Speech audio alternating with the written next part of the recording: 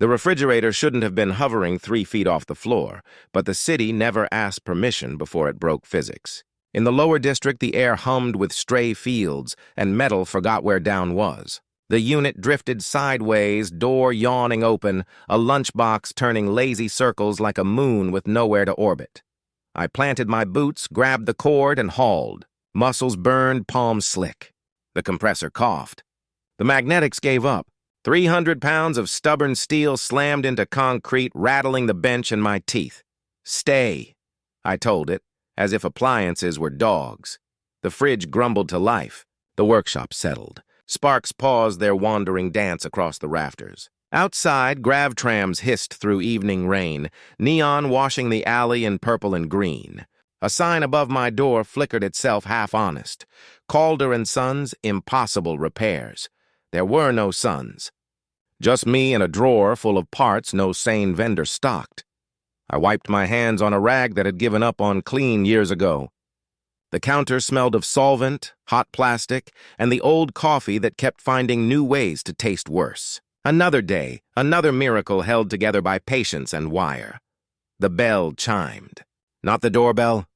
A small bell, bright, hopeful, like something you'd put on a pet so it couldn't disappear. She stood in the threshold, rain jeweled across her silver hair. The girl was 8, maybe 9, with violet skin that caught the workshop light and eyes the color of old comet ice. She held a mechanical rabbit against her chest, the way people hold breaking news. "Do you fix broken things?" she asked. I glanced at the fridge. "I try." She stepped inside, careful not to drip on the tool mats, a courtesy I didn't expect from adults. Her dress belonged uptown. Matte silk that hovered half an inch from her knees, tiny pearls along the hem glinting like captive stars. Money had dressed her. Exhaustion had raised her. Up close, the tell showed in small ways, a loosened thread, a scuff the colorists missed, the rigid set of a mouth determined not to wobble. "My bunny won't hop anymore."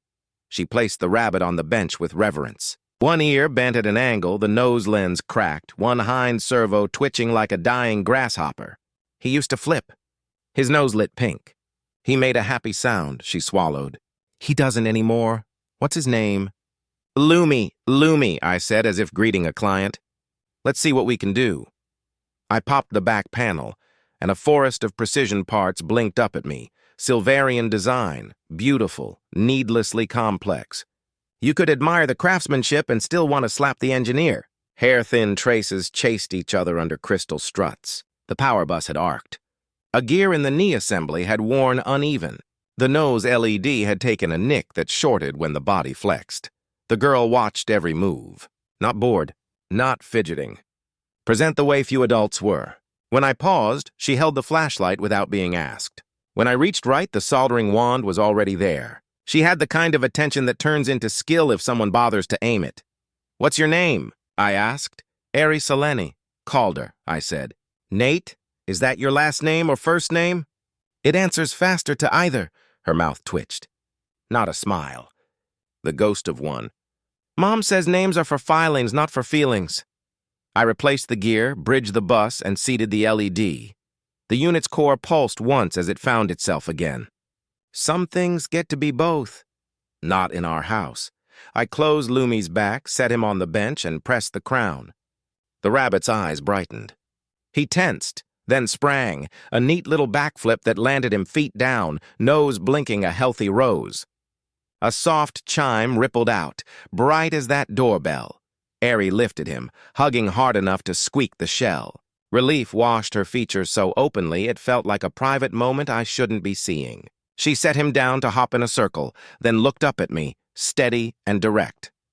"You fix things," she said. "Not a question." "I try," I repeated. "Can you fix my mother?"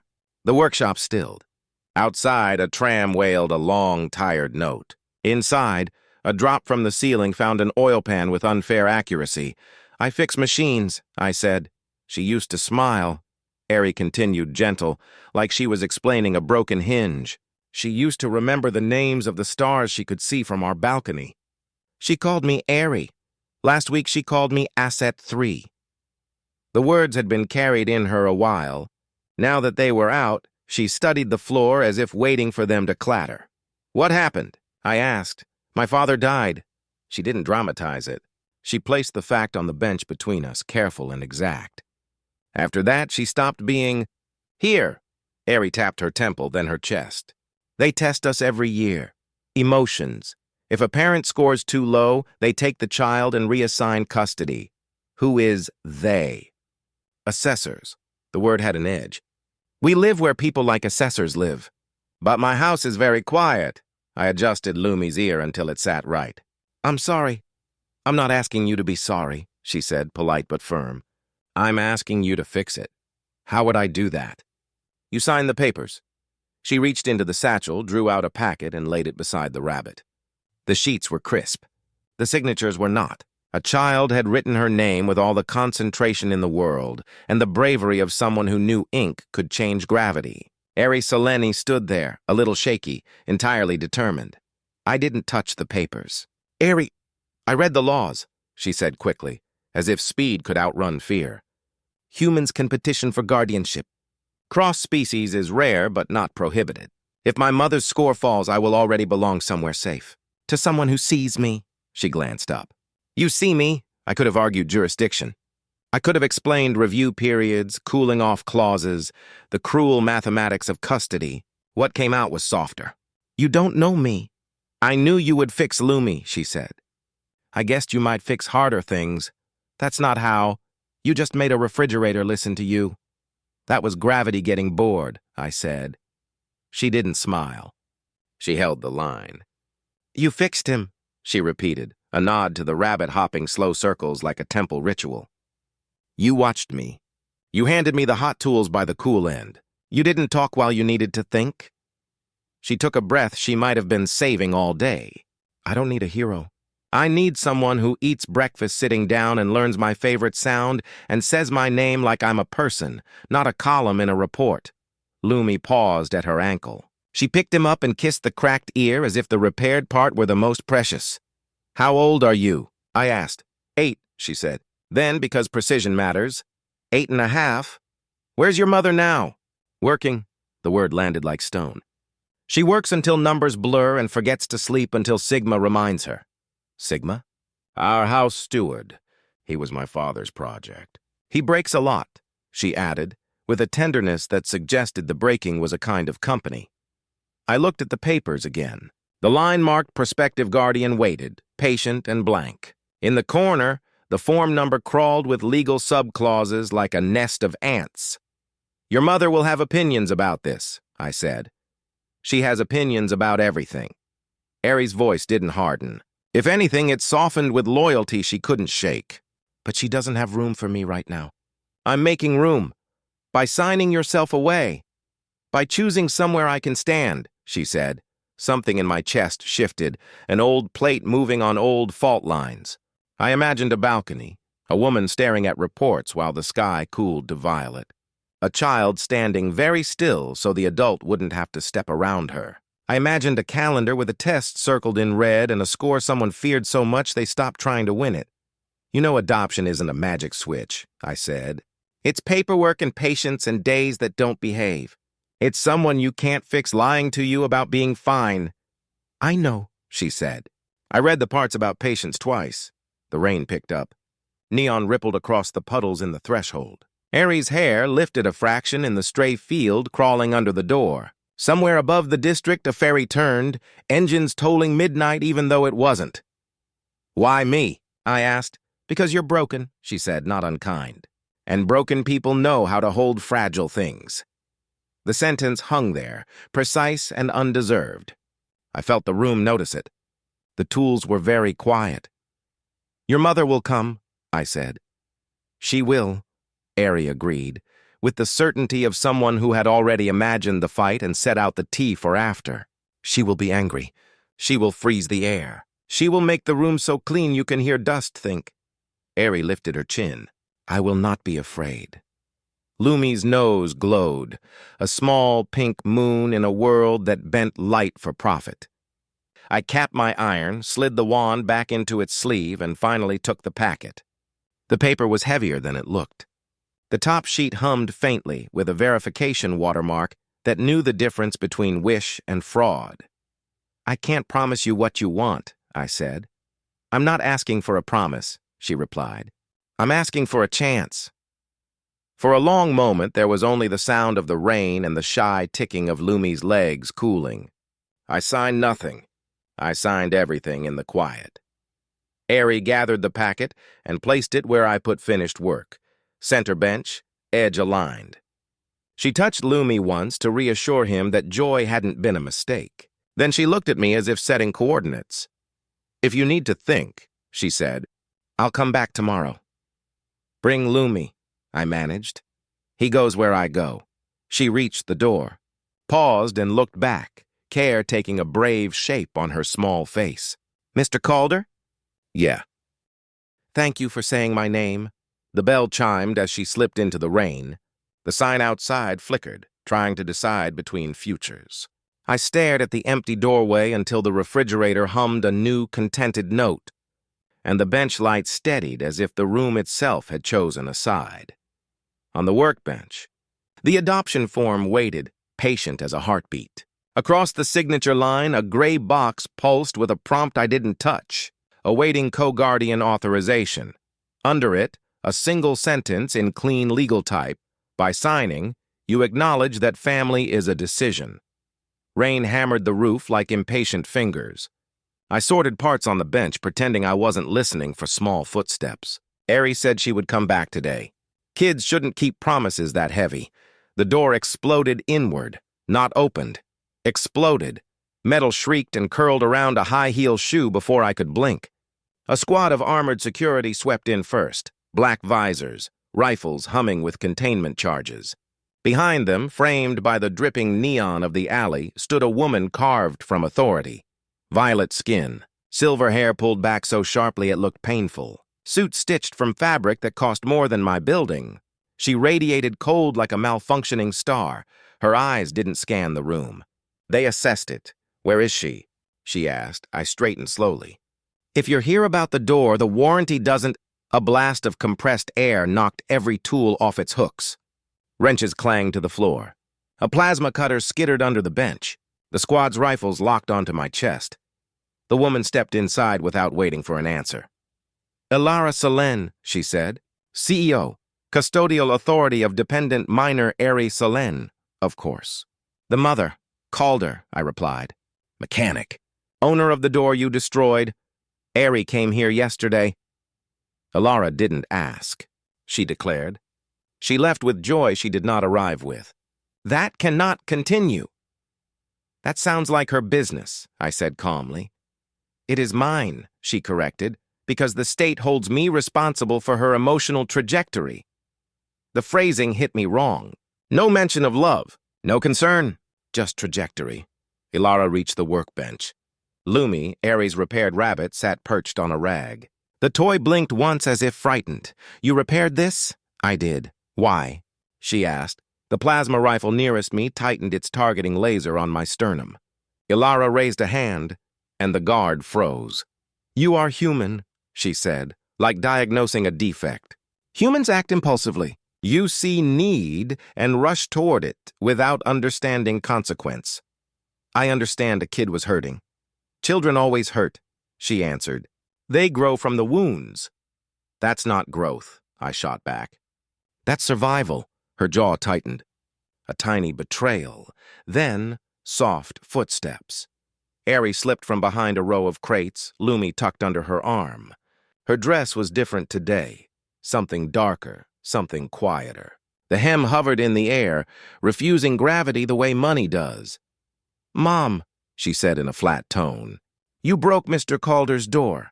Ilara's expression flickered, one heartbeat of emotion, gone before it fully formed. "You left the upper sector without authorization." It wasn't about authorization. Ilara ignored that. "Come, we leave now." Ari hugged Lumi tighter. "No, no." Ilara repeated the word like a language she'd never had to speak. Ari lifted her chin. "You didn't notice I was gone?" "I notice everything." "You didn't notice me." The squad shifted as if bracing for impact. Something sharp and fragile threaded the space between them. "Ari," Ilara said, "we will discuss this at home." You didn't call me Airy yesterday. The girl's voice trembled. You called me Asset 3. Ilara froze. Her eyes, beautiful and bleak, focused on a point somewhere past me, past Airy, past anything living. She had the stare of someone who had built walls so high she forgot what doorways looked like. A clerical error, she said tightly. You called me a number. Ilara inhaled through her teeth. A controlled breath, a disciplined breath, the kind someone takes before walking into a boardroom war. Airy, she began. I have a name, Airy said softly, and he says it. Ilara's gaze snapped to me. He is not family. The words were blades. He sees me, Airy whispered. Silence filled the workshop like fog. Ilara touched her wrist console. A holographic document materialized, the adoption packet, the one Airy had brought yesterday. You forged legal forms, Ilara said to me. I didn't, I answered. She did. Airy didn't flinch. Ilara's voice dropped to a dangerous calm. Cross-species guardianship requires evaluation, financial certification, emotional qualification. You are a mechanic in a one-room bunker. It's a workshop, I corrected. It is a hole, she replied, says the woman hiding her grief behind platinum walls. Her eyes flashed, not with anger. With fear! One of the guards tensed, but Ilara lifted a hand. Stand down! Her gaze stayed locked on me. You do not know me. I know you're here in person, I said. Not sending lawyers. That means you care, her voice cracked sharply. Care has nothing to do with performance metrics. Airy blinked, confused. Metrics? Ilara looked at the child and visibly folded the truth behind her ribs. Regardless, Mr. Calder cannot be your father. Why? Airy asked. Because that isn't how family works. You forgot how family works, Airy said. Voice small but steady. Ilara flinched. For a moment, one breath long, she wasn't a CEO. She was a mother caught in the open, exposed. I spoke into that fracture. Sit down, she blinked. Excuse me? You came here to retrieve a problem, I said. But your daughter isn't a problem. She's a person, Airy held Lumi tighter. Lumi's nose light blinked once, like a heartbeat. Ilara's composure faltered. A ripple of grief twisted through her expression before she slammed it shut again. The air quivered. Tools rattled. Stray magnetic fields surged, reacting to her emotional spike the way lightning reacts to thunderheads. She wasn't just cold, she was drowning. I kept my voice low. Let her sit. Airy slid onto a crate. After a long beat, Ilara joined her, across from me, across from her daughter. A triangle built from distance. I took Lumi and set him gently on the bench. Ilara, I said, look at her. Ilara's eyes didn't move. Airy's voice cracked. Mom, I don't need perfect. I just need you. Something in Ilara broke. Not loud, not dramatic. A silent fracture. A tiny tremor in the jaw. Her fingers curled on her knee, knuckles wide enough to match the pearls on her sleeve. They will test me, she said, voice barely audible. My emotional levels. If they're too low, they will take her. She wasn't cold. She was terrified. Airy reached toward her. Ilara stared at the small hand like it was a relic from a life she lost. I don't know how to feel on command, Ilara whispered. Every time I try, it hurts. I stepped forward, slowly, offering no threat. You don't have to feel on command, I said. You only have to be here. The words hung there. Airy placed her hand on her mother's. Ilara didn't pull away. Just that, skin to skin, sent a pulse through the room. Not physical, something else. A magnetic flicker that made a wrench lift half an inch before clattering down. Airy leaned in. You don't have to remember how to love me. I can remind you. Ilara's throat worked. I am trying, Airy smiled. A slow, blooming thing, fragile and bright. Trying is enough. The security squad stood motionless. No one breathed. Even the refrigerator stopped humming. For the first time, Ilara looked at her daughter. Really looked, her voice cracked open. I don't want to lose you. You won't, Airy whispered. Not if someone stands with us. I broke the silence.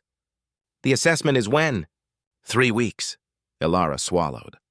They will measure bond intensity, biological resonance, attachment alignment. I haven't scored above minimum since... She didn't finish. The grief was too sharp. I nodded once. Then we have 3 weeks. To do what? She whispered. To build the connection you already feel, I said. Not perform it, Ilara's gaze flicked to me, questioning, evaluating, hoping against her will. And if I fail? She asked. Ari answered first. Then Mr. Calder signs. Ilara turned to me. The force of her stare was unsettling. A person unused to needing anything. My daughter cannot survive another loss. I know, I said quietly. Neither can I. Her eyes softened. Not much. Enough. Ari slid off the crate and hugged her mother's arm. Ilara didn't move at first. Then, slowly, she placed her hand over Ari's, a small, breathless moment but real. Family begins that way, not with paperwork, with a touch that doesn't let go. The evaluation chamber looked nothing like a place where love was measured. It was matte white, perfectly silent. No corners, just smooth curves that swallowed echoes. A circular table sat at the center like a surgical altar. Above it, a crystalline ring hummed with embedded scanners, machines designed to quantify emotion the way accountants quantify debt. Ilara stood beside me, frozen in a poise she'd rehearsed her whole life. Each breath was precise, shallow, controlled.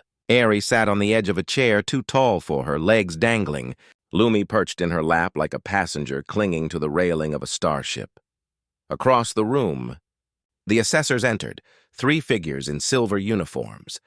Tablets held like weapons.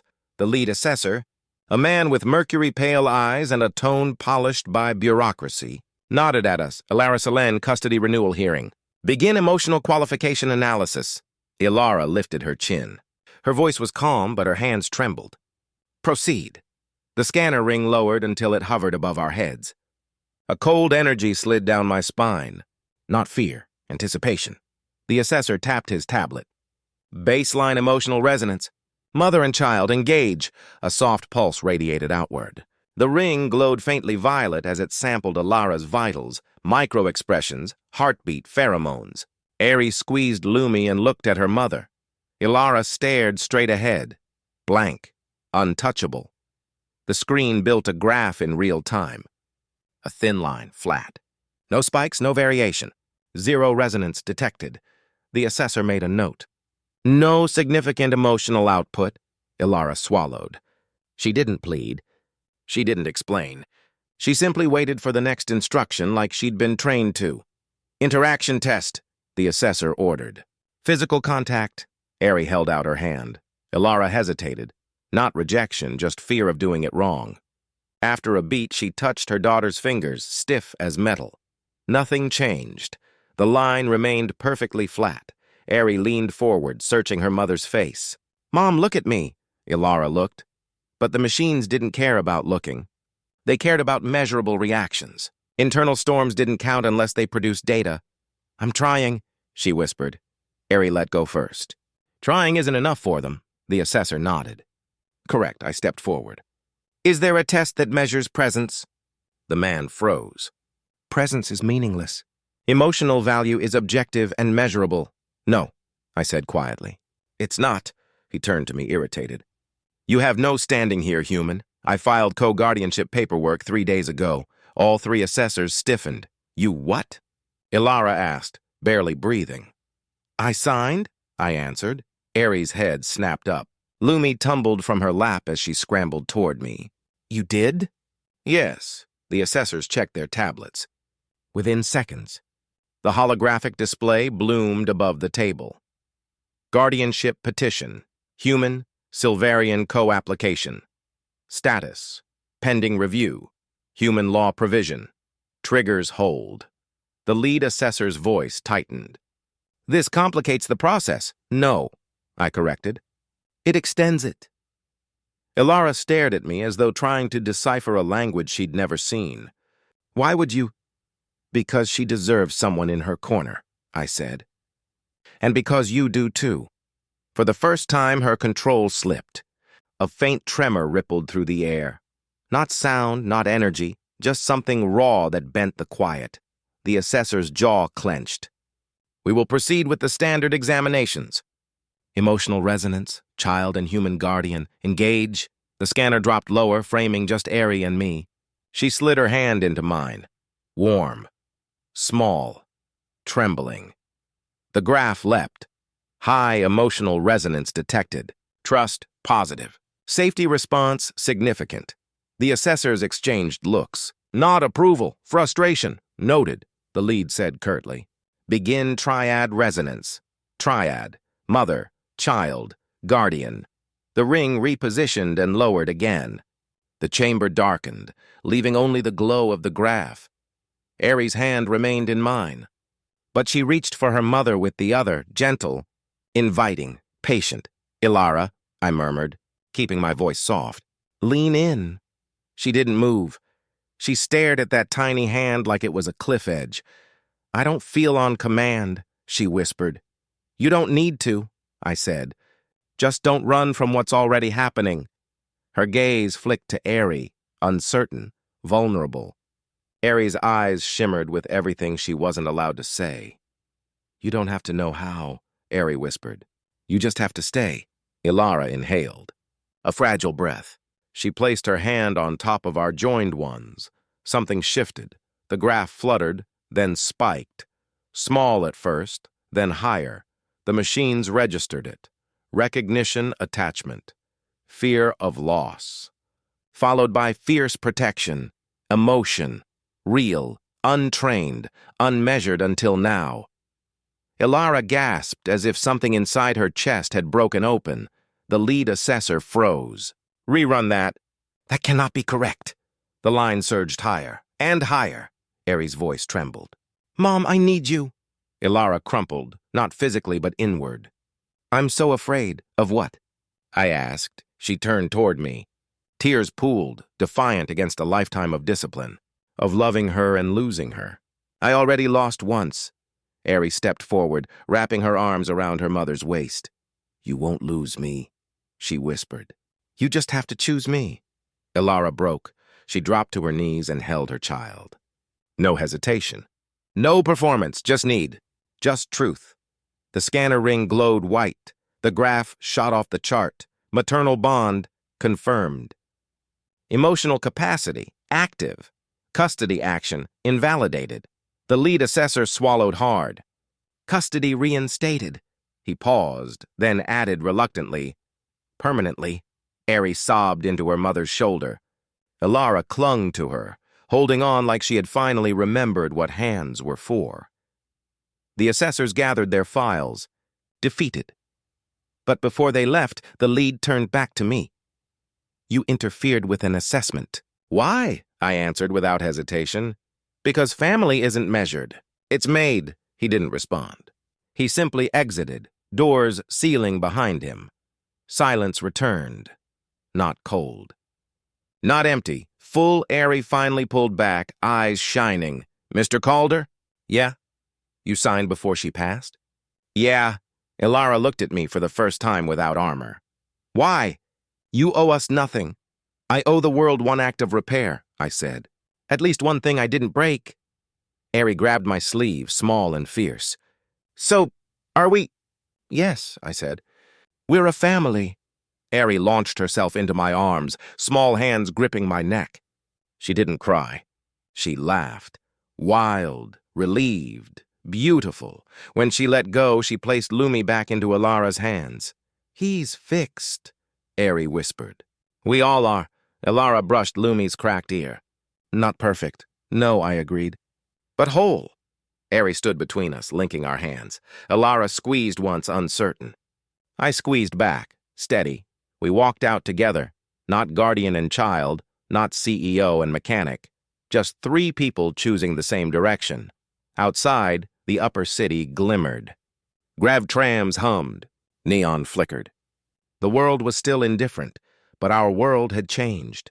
Ari skipped ahead of us, Lumi hopping beside her like a clumsy shadow. Ilara walked beside me, not stiff, not guarded, just present. We reached the lift platform. Ari pushed the call button, missing it the first time and laughing at herself. Ilara watched her daughter, eyes full, alive, and spoke quietly. I thought emotions made me weak. They make you honest, I said. Her gaze shifted to me. And why did you sign those papers? Because she asked, I said. And because the universe doesn't give many chances to fix the right things. The lift arrived.